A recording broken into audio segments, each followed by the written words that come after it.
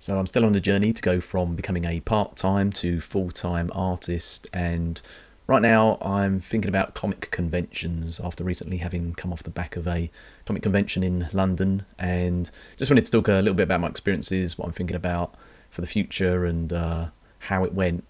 So overall, I wasn't that happy with it. Again, it's one of these things where you want to produce a video where you're telling people how to be successful at these kind of shows, and it wasn't like I went away empty-handed, but I wanted to highlight maybe some of the cons about shows as well as the pros. I wrote an article on my blog on my website several years ago about the art of exhibiting at comic conventions at the time, what I learned, and the rest of it. And yeah, I went from making constant losses to finally figuring out a way to at least make some money.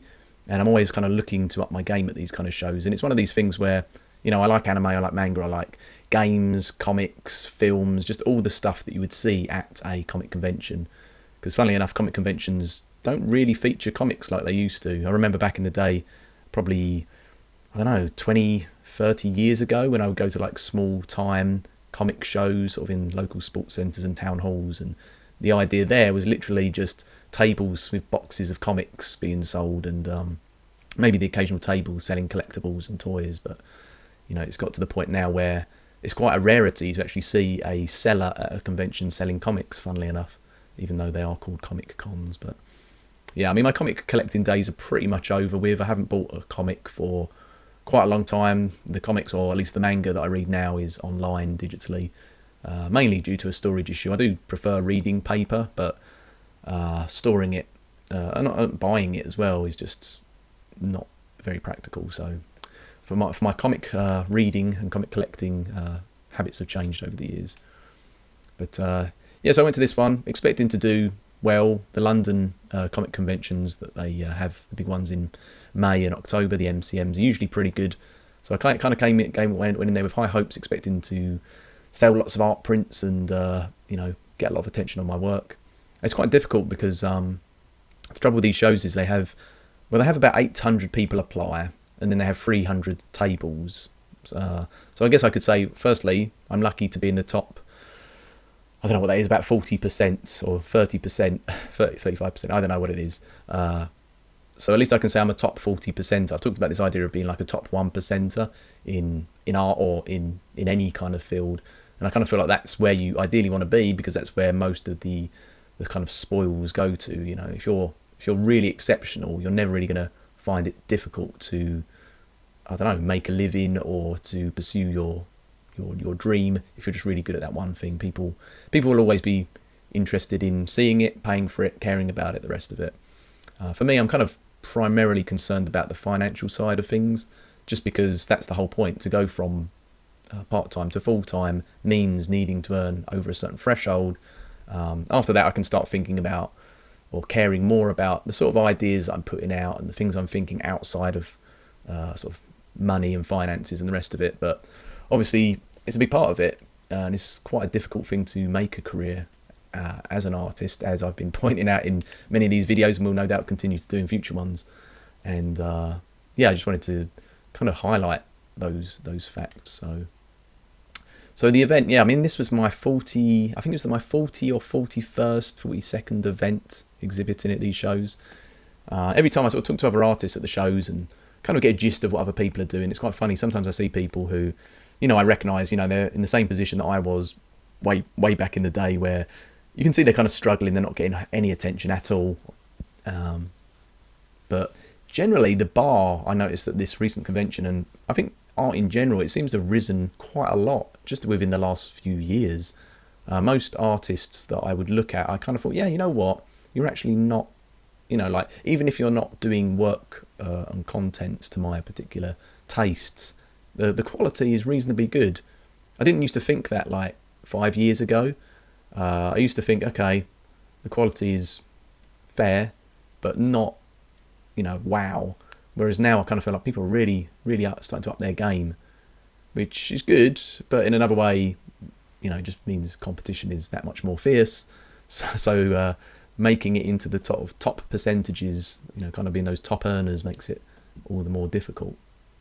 I'm always quite surprised by how many artists I speak to as well, and if ever they drop sort of figures of how much they're making at these shows, typically I'm quite surprised. I'm happy for them, but I'm kind of a little bit disappointed in the fact that, it did take me about a dozen shows before I finally started going from making a loss or breaking even to actually making even a few £100 for attending a weekend event. Whereas sometimes I'll speak to people who are like, oh, I'm doing okay. I've only made like £3,000 today, but it is what it is. Whereas there are times when I would love to just make £3,000 at a show. That'd be great, let alone a day. And perhaps these are people who, well, they tell me they've only done 1 or 2 conventions so far. So yeah, some people seem to have had an easier ride of it. And sometimes I kind of think, well, to be fair, you're definitely at a better standard than I was when I was first exhibiting. So it's fair enough. I, to some degree, believe that, well, for the most degree, I believe that the people who deserve the most from these shows are the people who have the best stuff. But from my personal perspective, it's just been a bit difficult due to the fact that I never really felt like I was on the same sort of level as sort of natural talent as some people. I mean, I just know that by the fact that, I used to draw quite a lot, I would say, as a kid, as a teenager, even as a young adult, but progress was always quite slow for me. I never found it an easy process, and just drawing and creating art in general, I never find it completely therapeutic and relaxing and fun, and because that's how you're supposed to think of it. You're supposed to think of it as an enjoyable hobby, and for sure there's definitely some amazing things about creating artwork, but it, for me, can be quite stressful at times, which and I think a lot of that is just down to ability, the fact or the lack of, and then kind of wanting to produce work almost beyond my level, which is good because it's pushing me to sort of do more and more, but that kind of pushing maybe sometimes a little bit too far out of my comfort zone kind of makes the whole process harder than perhaps it might otherwise be. But so yeah, this particular show wasn't great. Main reason was location. So I was kept in one of the little corners, the dead zone, the part of the show which was just in the far corner away from everything else. There was no incentive to really go to that corner.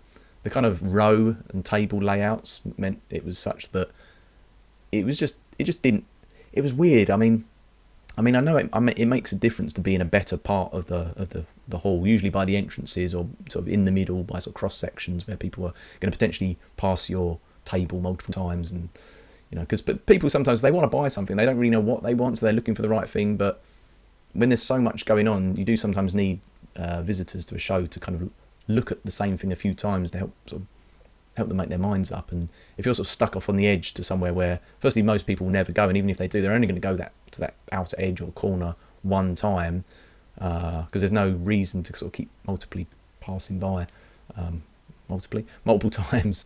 So that made it difficult. It was difficult for me, difficult for other artists tabling in that same location. The organiser at one point came up, apologised, could see that there was obviously a footfall shortage, and it is quite disheartening when you can walk around the show floor at an event like this and you can just see people sort of crowding around in the middle areas of a show, to the point where they can barely move, and that kind of slows people down, and when they're slowed down they tend to sort of obviously look at things, and it just creates more of a buzz and an atmosphere around sort of people's tables. Whereas if you're in a quiet little corner somewhere, people just think, oh, there's nothing really going on here, it can't be that great, not a lot of people are here, not much to really see or do over in that corner. So there's a lot that works against it, and I can put a number on it as well. So at that same show, so they do 2 shows in London every year, one in May, one in October, the big MCM London shows, and this was their biggest show yet. And you kind of think, oh wow, a bigger show, more people, it's going to be more popular, more chances to sell your wares and have more potential visitors pass by. I mean, maybe that's true, but when I compare my takings this time last year at the same event and at May's event earlier this year, like that, the takings were pretty consistent, almost identical. This time round, sales went down 70% or 69%, something like that. It was bad, really bad. Imagine your monthly income, and just if you earn a monthly salary, for example, and then looking at your paycheck at the end of the month and finding that you've only got 30% of what you had expected. Obviously you kind of get an idea of what your take home will be. And, I thought it was fair enough to base it on the last two events. And if there would be a dip because there is like this economic crisis and people's spending habits have changed because people don't have enough money, that's definitely true. Like 2019 to 2022, they were actually the best times I found personally for selling. And since then it's been sort of dipping with, because of people not having the money, more competition, AI, things I've mentioned before. So I knew it was going to be a bit of a tough show, and it wouldn't have technically surprised me if sales were down a bit, just based on the kind of downward trajectory that we've seen with people's buying habits when it comes to art. But I wasn't prepared for the sort of 70% loss. And I think when you have an expectation and it's significantly less than expected, it can be quite demoralising. I think if you don't really know what to expect, it can be tough. You might be hopeful of making thousands and thousands, and you think, wow, because I've heard on the other people talk about when they go to events. I mean, it's mainly American comic convention artist alley exhibitors discuss this. I've not so far heard of people in the UK really discussing anything to do with sales figures, but in the US I've heard people talk about a good show in America generating them anything from sort of $10,000 to $40,000 from selling their artwork in one single weekend show. Obviously the higher end, very rare, but not completely unheard of. And for someone to sort of go to a show, make $10,000, that for some artists is certainly kind of like standard. You sort of expect that. And for some of these people, it's like, they have to take into account accommodation costs and other expenses that perhaps, for me, only being an hour's drive to London, I don't have to particularly worry about. But it's a completely different ball game, or has been for me. And I think anyone who maybe isn't in that top 1%, but is maybe sort of down in that more lower, I guess based on the fact that I was one of the lucky 300 tables out of the 800 that had applied to get through. Let's just say that if there is any kind of number I can put on it, it would at least mean I'm in the 40% club of people that at least want to exhibit at these kind of shows. But where between 1 and 40% percent ranking I am, it's hard to, I guess, say. And at the end of the day, sometimes it's not all just about ability. Sometimes it's about content, and it's about so many other things. There's a few things that I think would have helped me, and I'll maybe talk about that. So this year, I thought I would do okay this year. Unlike, for example, 2023, this year I did make a little bit more effort to create a few new pieces for the show. So, for example, this was one I created, I think, earlier this year. So this was something that I exhibited both in May and this October just gone. It was a Freren fan art, Dr. Stone fan art, Nami from One Piece, an original piece, another original, and then moving into just this show, so the October show, just been, created a couple of fighter characters and a Full Metal Alchemist fan art, and I thought, okay, let's see how these do. I never really know how to do. For me personally, for new prints, I tend to bring about 20 copies because I sell them as both sort of like a sort of original regular style satin finish as well as a sort of shiny foil metallic finish. So I might bring 10 of each and see how they go. If I ever needed any more, I have a few left at home, so I could always bring those to a show. It's always hard to kind of know what to expect, but the new bits, especially for this show, just barely sold at all. Another one I did was this one here, an original. Like, I sold a few, but not anywhere near what I had kind of anticipated. And then it can be a bit demoralising when you kind of think, oh, okay, there you go, I've made the effort to put something new out and no one cares. A few other things, like I culled a few bits from my portfolio as well, just old bits which they never really sold that well. I'd go to a show and I might be lucky to sell one or two of these ones. So I kind of thought I still might have a few in stock, but I thought just to kind of boost the general gist of the portfolio, I would sort of remove a couple of these older ones. I was focusing more on sort of like portraits or faces and I was giving them a go, and some of them did okay at the time. These ones, for example, these ones do really well on t-shirts through one of my print-on-demand websites that I use called Spreadshirt. So I'll sell these on t-shirts quite regularly, like this one and this one here. This one in particular, for some reason, sells really well on a shirt, on that particular website. On other websites, it just doesn't sell on shirts, and at conventions, it doesn't really sell. So it's so weird that, I know why. It's because at Spreadshirt, this design and this one have ranked. So now when you search for anime or anime girl, that kind of thing on a Spreadshirt search, these two will appear towards the top of the rankings. And because they're better than other stuff that's up there, or at least on par, they sell. And that's that. And so therefore, if I introduce some new stuff that hasn't ever sort of seen the light of day, it might be better than this, but because it just doesn't rank, it never gets seen. It's so weird. You kind of think, oh, we all live in this sort of meritocracy in this society whereby you work hard and then you get rewarded, but there is so much luck with this, especially when it comes to artwork. And I know because I've both had, like at this comic convention I'm talking about, I had some really bad luck, like with the table positioning I was given and how it worked out. But like I say, when I sell this artwork on this website Spreadshirt, I was lucky that I had submitted it at the right time, and for that reason, I'm constantly selling these on t-shirts. And they just outsell all my other designs, sort of. I'd probably say like 30 to 1. So if on Spreadshirt, let's just say I have 20 designs, t-shirt designs, yeah, this one and this one will sell 30 times the others put together, which is crazy. Because like I say, at conventions, they just don't really do well.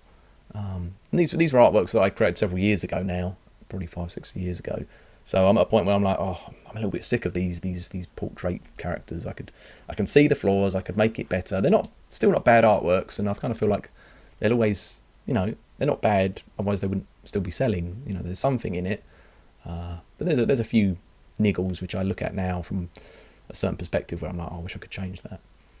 But I was just lucky. Got in there at the right place, right time, on the right platform, and I've had hundreds of sales. Whereas other times, not so much. So yeah, it's always quite frustrating to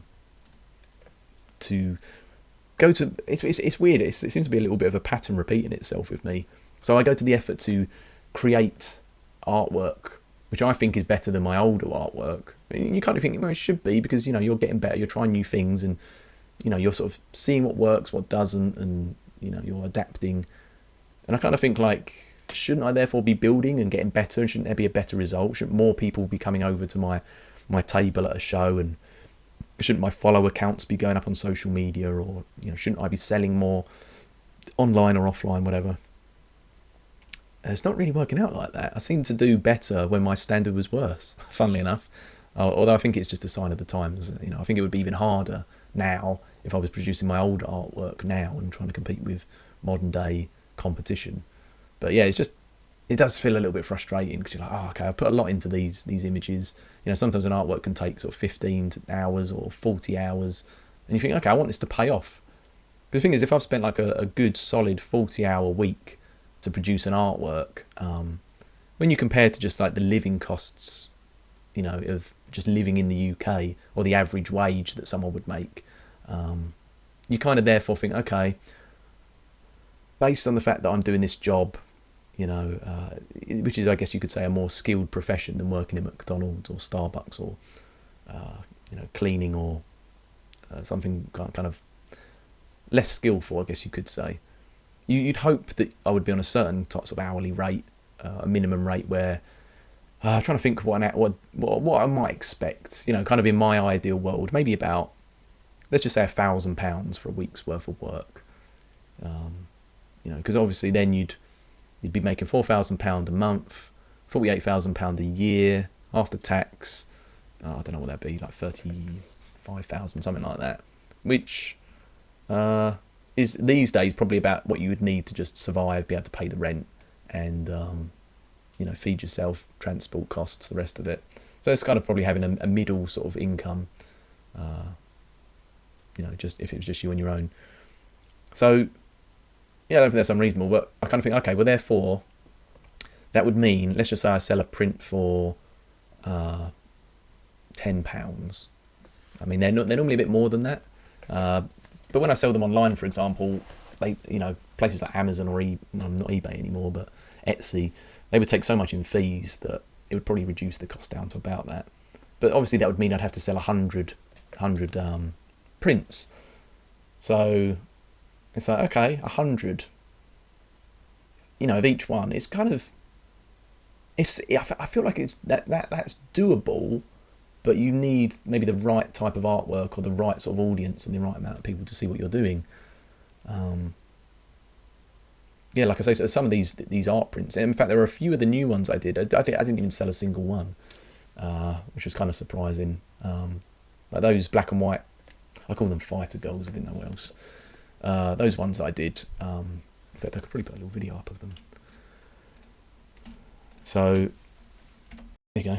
So yeah, these ones, I originally did them in colour. Experiment just to play around with the markers, really. Turn them into black and white art prints, and they did, like this one just didn't. I didn't sell a single one. It's like, okay, well, as always, fair enough. Not everything is going to be a hit, but it's quite unusual for that to be the case. But like I say, sales were down across the board, and things just weren't really getting a look in. But it's kind of funny because I can imagine another artist just doing this and doing what I've done here, to sort of colour this or whatever to this sort of standard, and maybe generating, I don't know, 100 sales from one show. So, but yeah, it's hard to say. But yeah, it was a difficult convention in many ways. Another thing was just the fact that, as I've said, I'm a bit of a night owl. I like staying up late. It's late now. It's gone midnight, and I'm actually feeling a bit tired, so I'll probably cut this video shorter than I would do, which is good because it's probably, we're already getting into close to half an hour. But it did mean having to get up some days at sort of 6 o'clock in order to do the drive down to London, get ready, and it's like, wow, okay, I'm trying to survive on like 5 hours sleep. So I was exhausted for the shows. I don't know what it is about these shows. They are just exhausting. I think maybe being used to kind of more a sitting down job. Obviously, if I'm sitting in front of the computer doing admin type work, or sitting in front of a screen or drawing board like this, but I'm just sitting and colouring or whatever. It's not as physically intensive as kind of getting in a car, dragging around heavy equipment and boxes of paper. Because funnily enough, if I take a few hundred sheets of paper to a convention in order to sell my prints, those boxes of paper are heavy, and I sometimes have to lug those quite a long way. I mean, coming back at the show, I made the decision to park a little bit further away just because parking's free. But it did mean like a 20-minute walk back to the car, or thereabouts, 15 minutes. And bringing all the equipment back and doing a 15-minute walk, that was like a workout. So when you're really tired and you're kind of doing something a bit more physical, even if it's just standing up in front of the table for hours on end or just talking to people, the sort of social drain, the physical drain, it makes it difficult. There were times when I was just so tired. I knew to expect that because it's just so anti my routine, but kind of is what it is. But so yeah, did that, and I was already still suffering from this illness cold thing that's been going on now for about a month, and then I just got really ill. I got like the sniffles and just like a sore throat and the rest of it after the first sort of day of the show, and just felt ill, run down. Same the next day, constant runny nose, and just dealing with that on top of, it was kind of dealing with the kind of sort of just being ill, being tired, being just low energy, and kind of dealing with the disappointment of the whole location, and just seeing that, I'd end the day having sold about as much as what I typically expect to sell within the space of like an hour or two. It was, it all kind of just got on top of me, and it's difficult. It was a real exercise in kind of just handling disappointment and handling, just the state of things. Because the whole show, you're just very aware of, things not working. The thing is, it just gets a bit boring as well, because there's some days when, because not a lot's happening, you're not even engaging with other people. Like sometimes people like to come over to the table and have a little chat about things. I'm happy to do it. I'm always happy to talk about, people's favourite anime or a video game that they're playing recently that they're enjoying. Anything they can maybe recommend.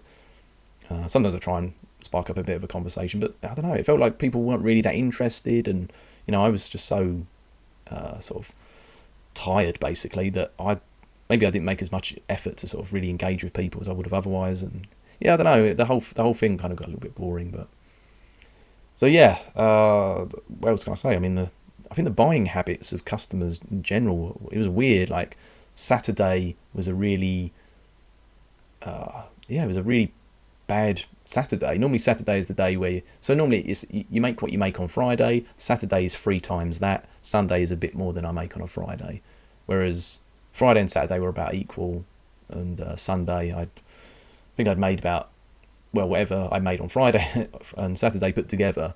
So just people's sort of habits seemed weird, and I couldn't quite explain it. It just goes like that sometimes. So I'm just trying to think now. Well, like I say, location was the main thing. You don't just make a 70% loss just because, I don't know, there are other things that people could be spending their money on, or something, buying habits changing, whatever. So I kind of realised at that point I've done about as much as I can with art prints. I think I've said before, if I were to create a new fan art, pick a popular thing like, I don't know, Chainsaw Man or some other popular anime that people are watching a lot these days, Jujutsu Kaisen, I don't know. I could create some fan art of that, but I don't think I'm going to get those 100 sales that would make it feel like that was sort of 40 hours of my time sort of well spent. And okay, we're looping the video now, I'm going to come off of that. So I'm trying to think now what would be the best thing to do moving forward. And I think the product is probably a bit of a sticking point. So I mean, I was probably the only person in the whole of Artist Alley who was pretty much just selling art prints. Normally people had like some comics or stickers or little acrylic key rings and enamel pin badges. That's pretty typical fare for Artist Alley and comic conventions in general. And it seemed like people had a pretty even spread of that kind of thing. Like they also had, like, I tend to sell quite big prints, A3 sort of sized, sort of what's that, like 12 by 16 inch or thereabouts. But yeah, this time, I had that. I had my how to draw books as well. I had 5 left. I only managed to shift 4 of them at the show, and so I've got 1 left. But then after that one's gone, that's it. So I've got a show coming up next month, and I literally have 1 book to take, which will no doubt hopefully sell. And then that's it. It's just all art prints, and it's sort of become apparent that just the bigger art prints on their own isn't normally sufficient. Like there are some artists that just do the art prints. There are particularly traders that will have 100 different characters in the same sort of style, and it's art prints or nothing basically. Maybe an original artwork for sale in addition. So it's not completely unheard of, but it did kind of highlight the fact that okay, the fact that everyone is adding additional products, whether it's badges or bookmarks or something, or even just smaller like postcard prints or mini books, things like that. It really felt like I might be missing a trick by not having stickers, for example.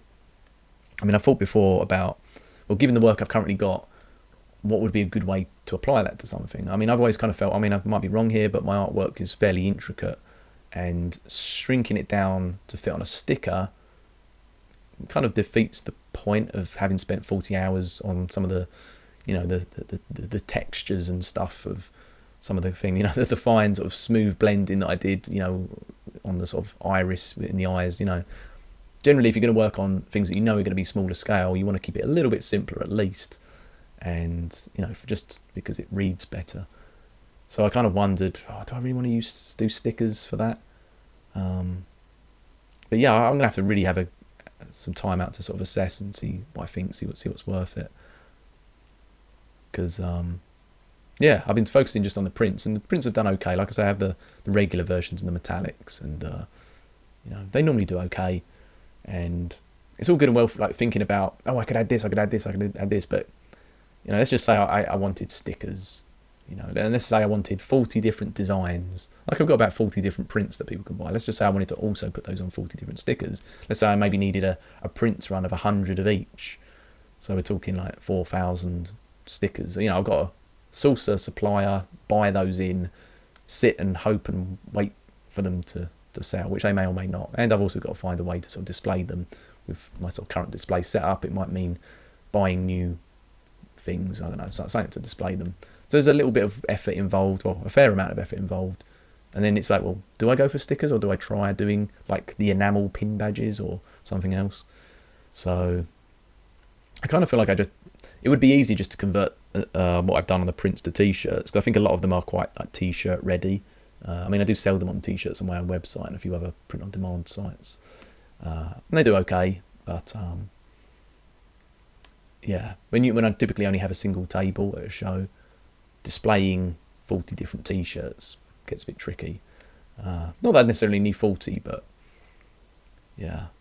I mean, maybe it's the content as well, the actual what I'm creating, how I'm creating it. I think I've got the ability to create decent stuff now, and I could completely change out my style for something else. But another issue would be swapping out everything I've done for something new. And if like I say, it takes me a week to create a new thing, then a new portfolio of 40 different things. So, even if you start off small and say, try and do a dozen different things, it's still going to take a number of months, just on the sort of artwork side of things.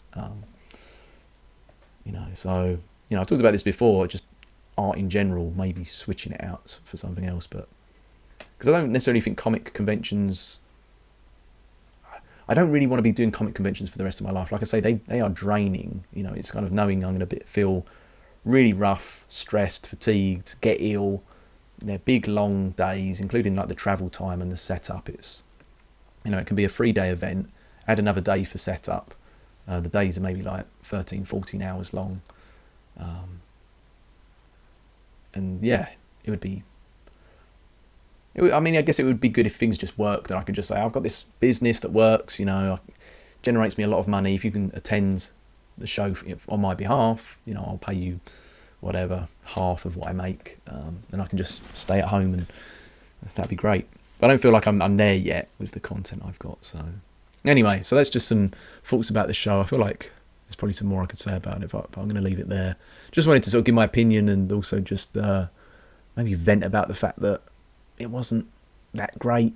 And the only good thing to come from it is that, if you're not hitting the mark, it does give you. It's kind of weird. This is the main thing. If you don't quite have the success at a show where there are other artists and they are sort of having the success, it makes you feel shit. But that then inspires you to not want to feel shit again for the next show. So it kind of makes me feel like, yeah, you know what?